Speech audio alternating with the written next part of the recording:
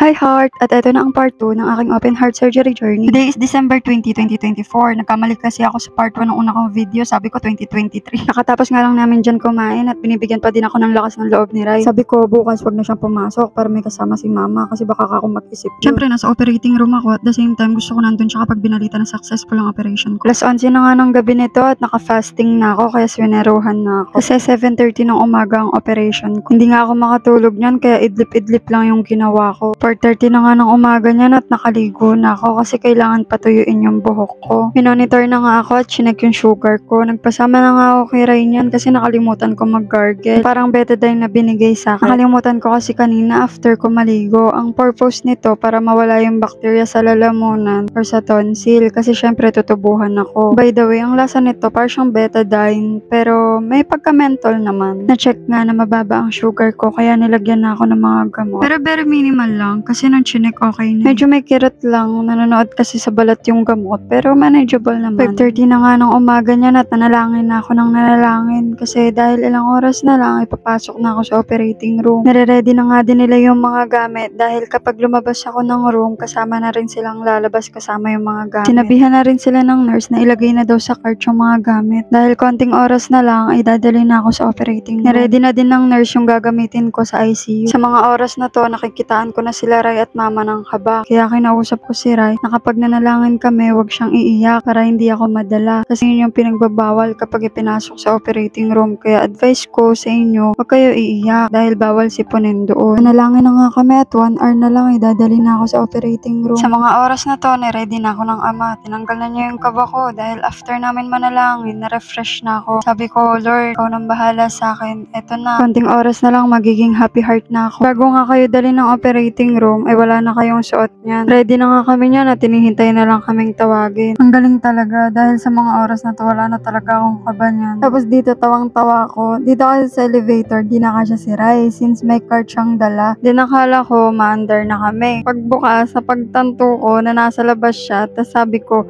ayaw nga pala, di na namin siya kasama. Pinindot niya kasi agad, akala niya makakahabol siya, hindi naman siya kasya. Sa mga oras na ito ay nasa operating room na nga ako at di na kami nagkaabutan. Kasi pagdating ko doon, tinanong lang pangalan ko, then tinalian ako ng buhok. Yun, pinasok na ako. Nung napanood ko nga yung video na to, naawa ko kay Ray. Kasi hindi na kami nagkita nung bago ako pinasok sa OR. Pinalitan niya nga din sa akin na may mga pasugo daw dito sa labas ng OR. Kaya sabi niya, talagang binabantayan ako ng ama. Nag-update na nga si mama sa mga kapatid ko na nasa OR na ako. At ito yung mga clip video ni Ray na narinig ko habang ina-edit ko yung video na to. Loves, wait kita.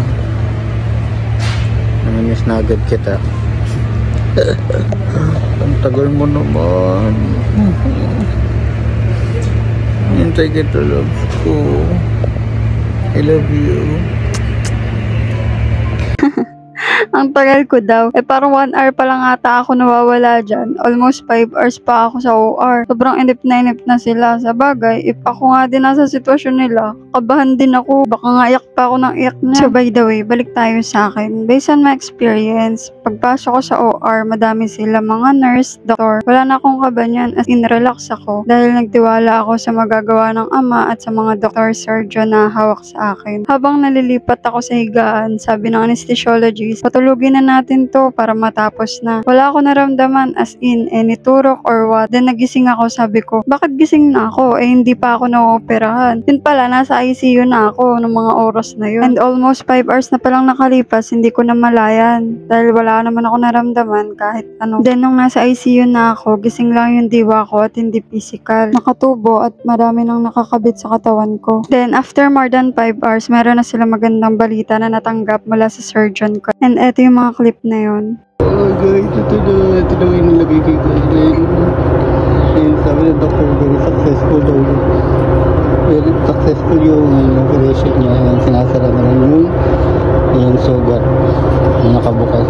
Thank you. Loves, almost 5 hours may higit ka din inoperahan and nagkaroon na kami ng magandang balita. As per surgeon, naging successful daw yung operation mo. So ito daw yung nilagay sa'yo.